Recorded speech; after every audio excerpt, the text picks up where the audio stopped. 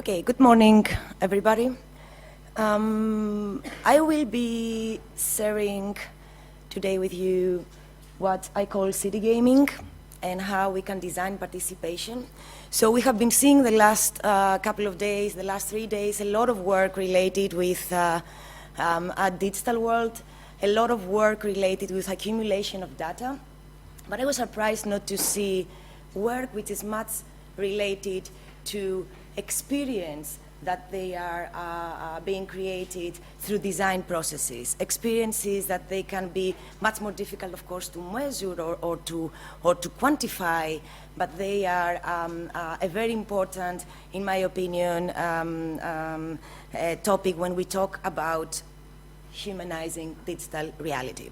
So that is a work that it's pretty new, that we are starting to develop the last year at IAC with a group of people, mainly coming from the City and Technology program and studio, and that is a paper that I have been preparing with Marco Ingrassia, Angelos Chronis, and Aurel Richard. So, sure, can you listen to me better? I thought I had a loud voice. I can be louder. So, humanizing digital reality and data shaping cities, all the buzzwords together. This is our session today. And when we're talking about data and we're talking about digital realities, we are of course very much referring to the information society, to the digital society. And the information society is mainly operating based on accumulation of data. Is mainly operate based on distributed systems of connectivity or of networked, let's say, relation. On the other hand, we are at a moment that we are experiencing new technologies, emerging technologies, that they are not just visualizing digital realities and digital data, but they are start to overlap digital data with physical data. So they start to create a kind of a new reality. I don't know if I would like to call it an augmented one, but it is a new reality that it is somehow in between the physical and the digital, and experience into that reality is becoming fundamental. So that merge of the physical with the digital creates that novel reality, which in my opinion characterizes the new age that we are into, which is the experience age and the age of participation. So we are not anymore talking about powerful mini computers that give us access to media or that help us navigate in a different way in the city. We're not talking about mini computers that they connect us to each other, but we start to talk about computers that they are embedded into our body, computers that they are embedded into the things that we wear, materials that could be physical materials that could be programmed with digital data, and of course the possibility of experiencing multiple realities in an immersive way, and all those situations that comes from augmented and virtual reality. So some of those scenarios until a few years back, they have been considered as science fiction scripts. And of course there are numerous ethical and philosophical concerns around the impact of that scenarios. I'm pretty sure that probably Antoine will be talking about this later on in his keynote. But in all cases, the previous scenarios described very well the context in which we were interested to operate with our following work and projects. So on the one hand, all those responsive technologies that they are opening up new possibilities for design and participation, and on the other hand, the context of what we have been knowing since the 70s, which is a very important problem of architecture, the fact that it is tuned prior to occupancy, the fact that we design in architecture before even knowing who is going to be inhabited, or we are designing without really understanding the specificities of each inhabitant of the space. Of course, when that is happening in a massive scale that has a lot of political and moral consequences, how can we design for a big amount of anonymous users. Of course, that is what is happening in our contemporary societies and our contemporary urban and mega urban environments. So that is the context that we have been operating, and what we were interested in is to use virtual and augmented reality and gaming interfaces in order to understand how we can enhance the user participation into designing their environments. We were also interested to understand how we can not just educate ourselves on what the people need, but also how we can educate the people on what the impact of their decisions would be, and eventually educate the stakeholders in understanding how that need is changing in real time, and how they can get conclusions and eventually take more collective and informed decisions about urban planning. So we have worked in 2 case studies. The one is based, both of them, they're actually based on real design scenarios, and in both cases we have been working with authorities and stakeholders.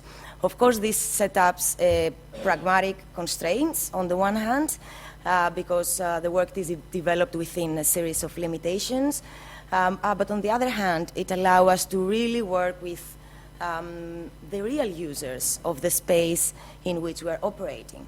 So the first case study was situated in Mumbai, in India. It is a 27-hectare residential district. It is the BDD Chols. Chols are something in between informal settlements and residents. And that was a project we developed at the City and Technology program in collaboration with the Urban Design Group of Fosters and Partners. So what we did is that we went to Mumbai to understand how the real estate, very well Jane was talking about this in her introduction, how the real estate was shaping the form and the operation of that design and construction process. And then we realized that the Housing and Area Development Authority, in collaboration, of course, with the real estate that they were responsible for the redevelopment of the plan, they have been organizing a series of meetings with the people and the residents of the area, because eventually they were going to demolish this area and bring new apartments to those people. And then we realized that that kind of what they called participatory design was basically a multiple choice that residents were asked to choose out of 3 options. So the option was their apartments, their 20 to 40 square meter apartment, and the only option they had to take and the only choice they had to take was how the bedroom or the living room would be distributed. So, so no other choice related to the global programmatic activity of the area, or to the communal spaces, or to anything at all that has a relation with how those people lived and how those people were experiencing the space. So our first trip to Mumbai allowed us to understand a bit the situation, allowed us to collect data from a traditional survey, talking with the people, asking them questions, collecting data, and trying to understand how they inhabit the space, which were their needs and which were their wills.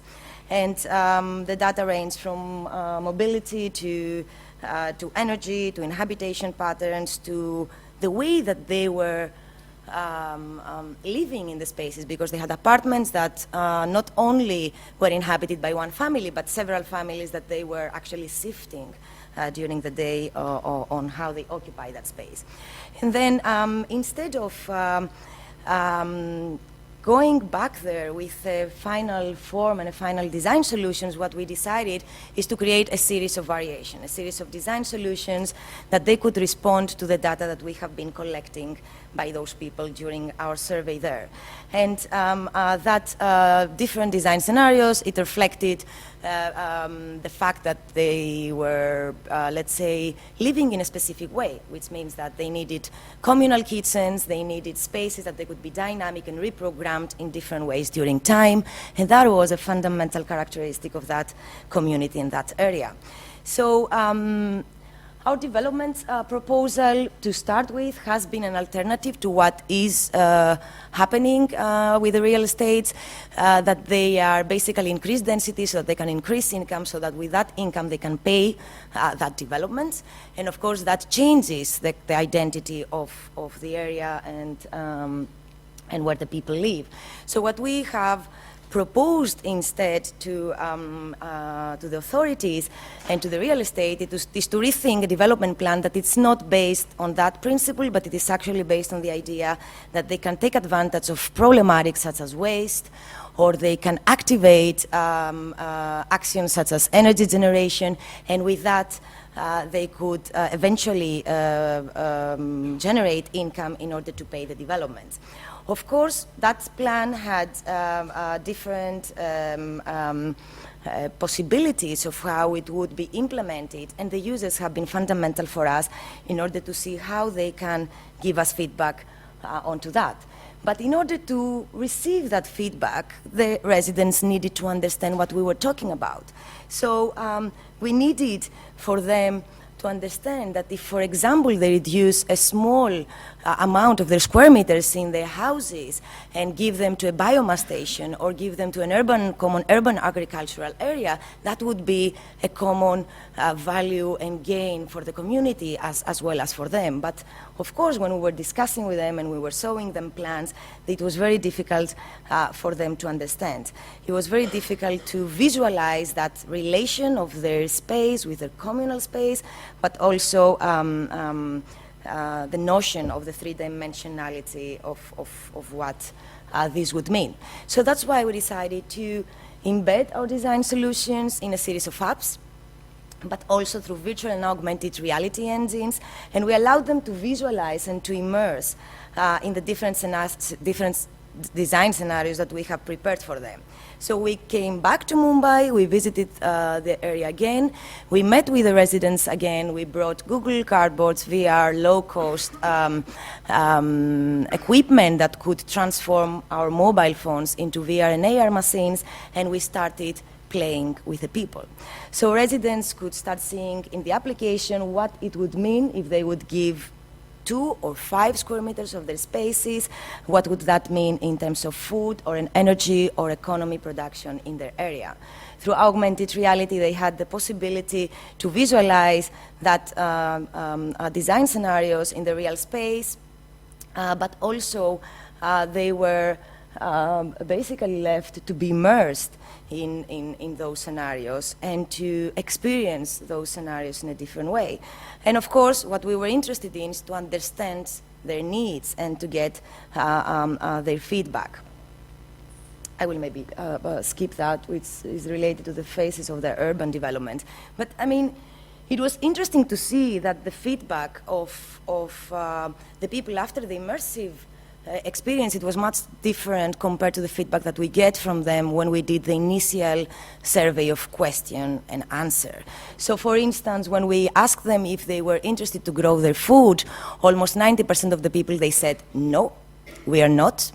And then when they started to get immersed into a design solution that would allow them to have common urban agricultural spaces for generating their food, almost 95%. So almost all of the people, they choose that design solution, which means that, first of all, they might not even understand what an urban agriculture means in the area. They don't really understand what the impact of such a design decision is, and unless they experience it, they are not willing, or they're not able to understand that consequences.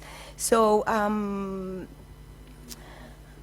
this is a video that actually have been sent from one of our participants in the area, and although our experiment in Mumbai have been short, it has been very important for us as a case study, because we were at a place where the resources were very low, and we're at a place that we wanted to really experiment, whereas such advanced technologies make sense for people that they are lacking basic things like water or connection to electricity. So when we asked them, whereas that was interesting for them, or whereas that was making any sense for them, the answer was, people here believe what they see.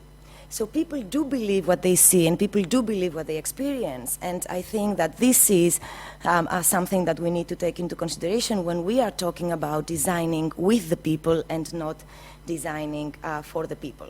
So with that experience, we went back in Barcelona to work on a project on similar, let's say, principles on the project, and that we applied in this case in Barcelona. The case study is the Superblock. I don't know if you all know, Jane did a small introduction about the Cerda grid. The Superblock is a 3x3 rectangle Cerda grids, and what is happening is a project of Agencia Ecología Urbana and Salvador Rueda, and it is part of the mobility plan of Barcelona from 2010 to 19. And the idea is that the inner traffic of that block is only reserved for residences or for local businesses, so for the stores, and all the high-velocity traffic and all the traffic outside of the residence is happening on the periphery. So such plan allowed the development of new pedestrians area and consequently the creation of new public spaces.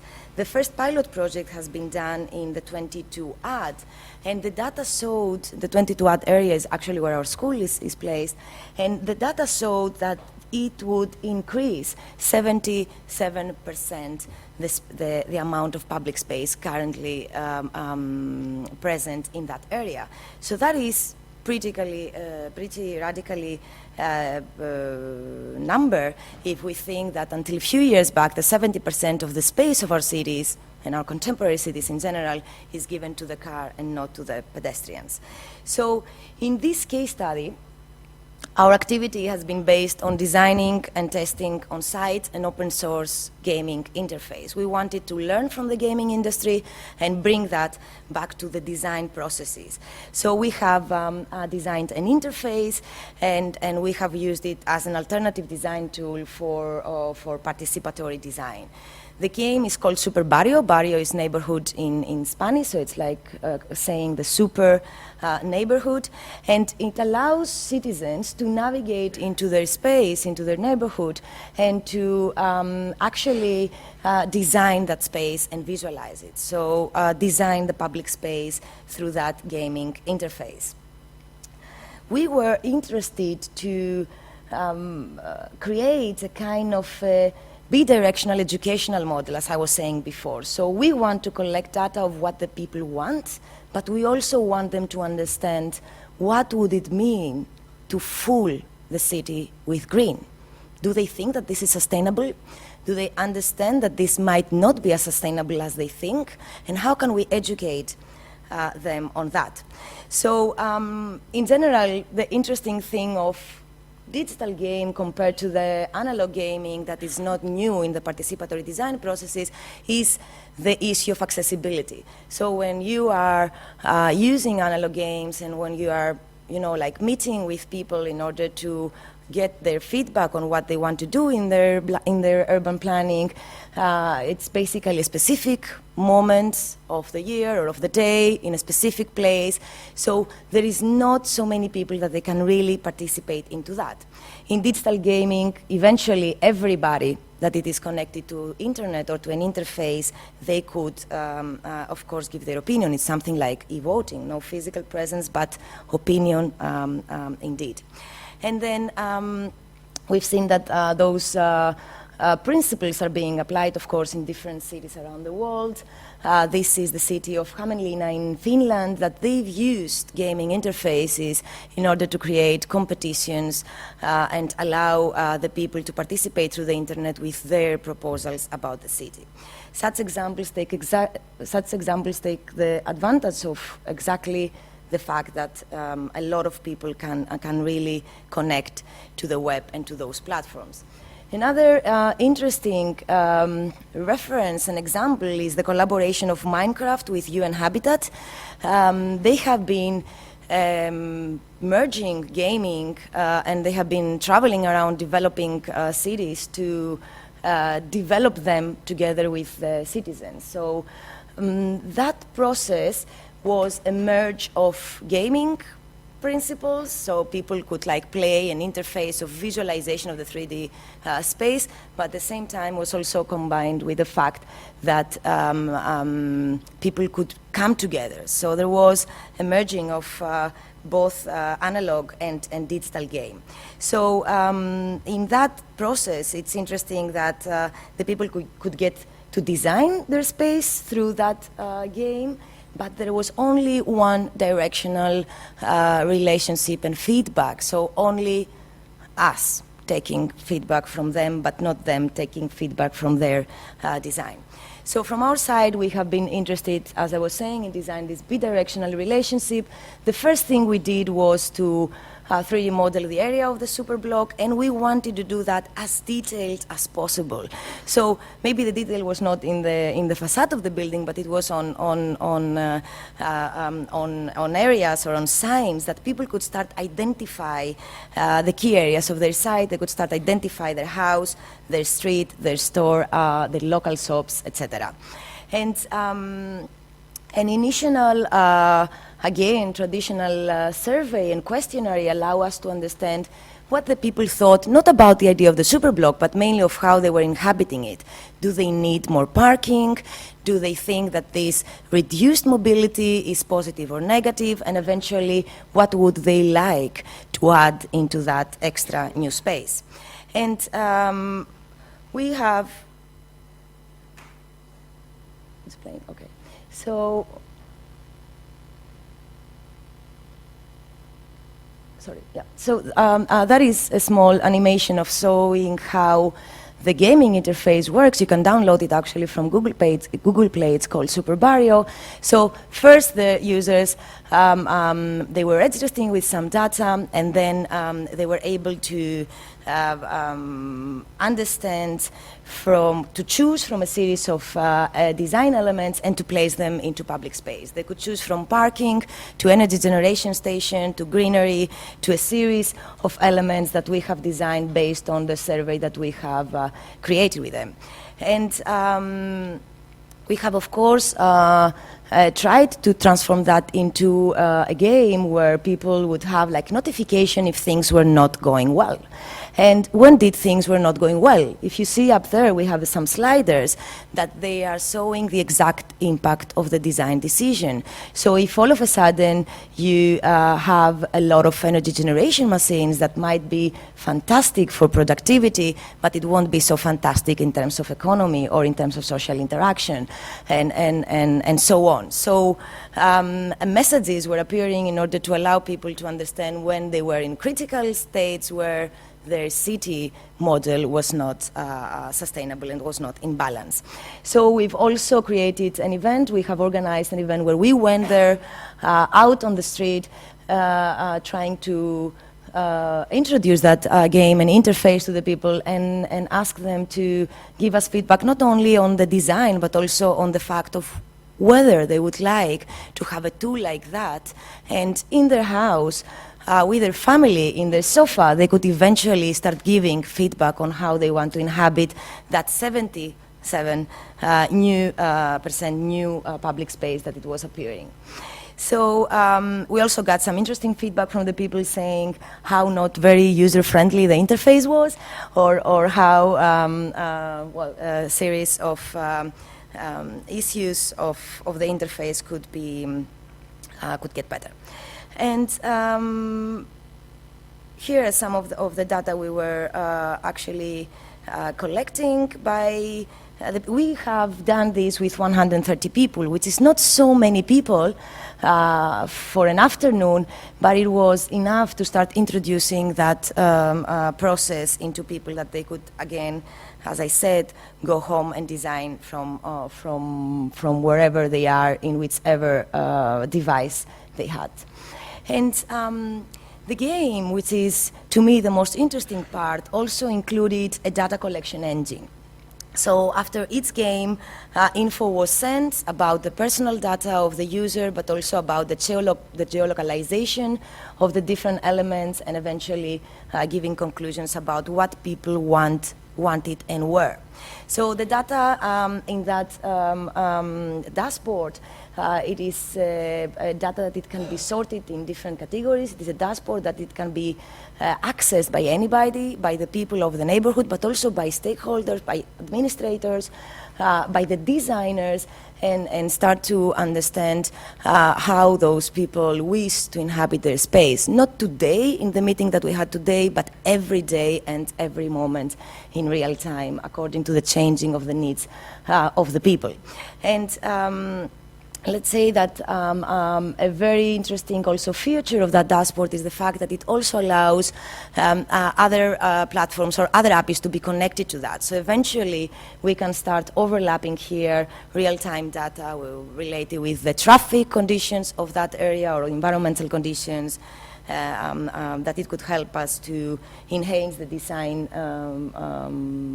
of the area, and more than anything, the decision-making processes.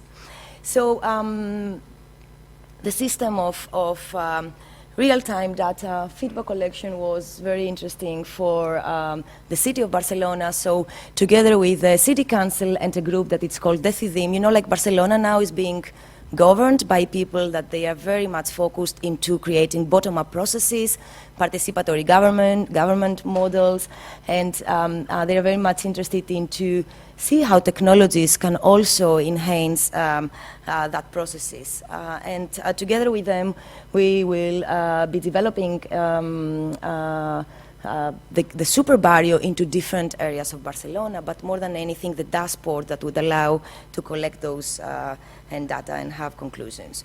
So I conclude here, and I know that, as I was saying before, there are certain limitations into the couple of experiments that we have been doing in the direction of applying responsive technologies for participatory design. There are there are some people that they don't have access to those technologies, which means that it's not democratized for everybody. Sometimes it requires some time to explain prior to the event what is happening. So we need to explain a bit how the VR or AR let's say, devices work. We need to explain a bit how they can play the game in the beginning. So it's not still flowing, or it's not still so direct. But I think that the importance of such experiments lies on rethinking the existing design processes and logics. And being in the era of experience and participation, we see that architects and users are becoming co-designers. We see that we are able to create a bidirectional race of awareness. The high-end final aesthetics are becoming obsolete.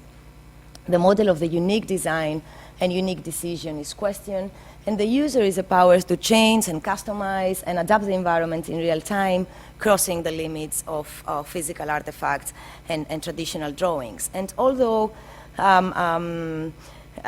within that context, the everlasting question of what is the future of the role of architect, what it is that we are designing finally, whereas we're a mediator, or what we are, that question still relies. But the one that I would like to leave on the table before leaving is whereas the responsive technologies and whereas such new techniques and processes can become a tool for citizen inclusion and therefore radically change the design processes that we have been using until now in that aspect. So with that, thank you.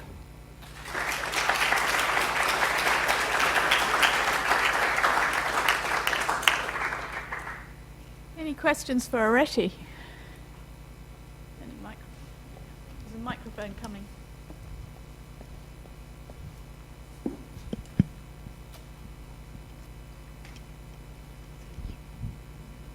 Hello, thank you for this presentation. What was your relationship to the real estate developers? How did they accept this process that you put in place, and like, were the results satisfactory for them? Were they afraid of the whole thing? Like, how did it work in relationship to the clients? Yeah, no, that's an interesting question. They were open to get the knowledge, But when some of the conclusions were not very much aligned with what they had planned already, because that was also a competition that they had won, so it was a kind of weird situation.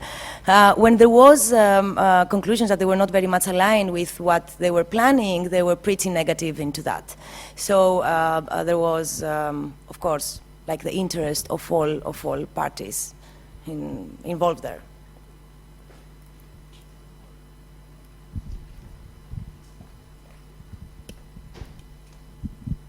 Hi, thank you for your presentation. It was very interesting. I had a question about the survey you made in Mumbai. So you said that there was approximately 20,000 people living in this neighborhood, if I well remember.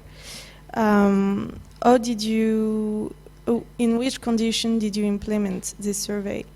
Did you make an event and meet people there? Did you went to every house and every family and ask them questions? Did you make any platform on the internet, or what were your means in order to survey them? Yeah.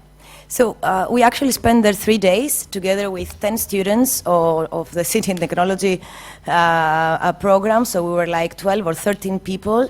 And we have got in contact with the association of the specific chols. So each chols have a kind of a neighborhood association, let's call it like that.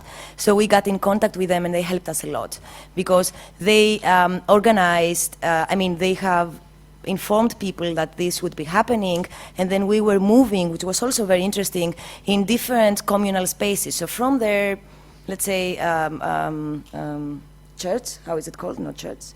From the area of temple, yeah, thank you. So from the temple to the central square or to the market. And we have been meeting people in different areas of the developments. Now, the amount of people that they have participated in giving answers to the questionnaire were very few compared to the amount of people that they came there to see what was happening. No, and that is also an interesting fact on how willing are people to, participate, and why not? And were they of all age, the people who participated, or were they younger? In the case of Mumbai, they were of all ages. Yeah. That was a fantastic experience. In the case of Barcelona, they were mainly young people there were no elderly people basically involved. Okay. And know what is built in Mumbai at the place you did? Nothing yet. Nothing yet, okay.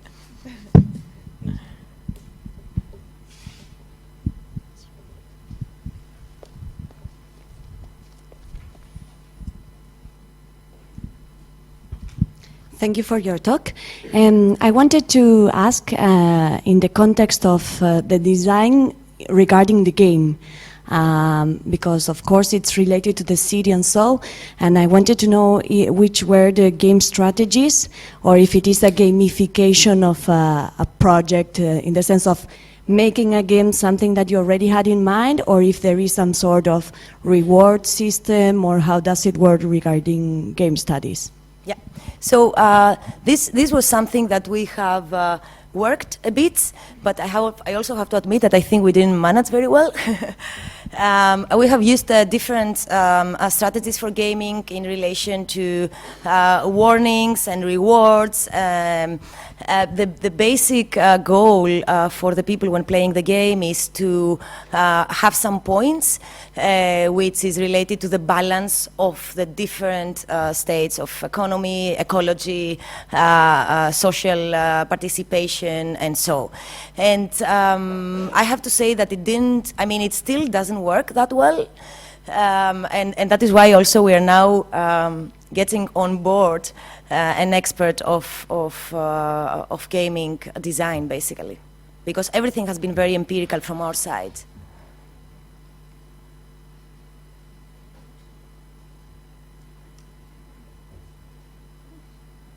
Thank you very much, Areti.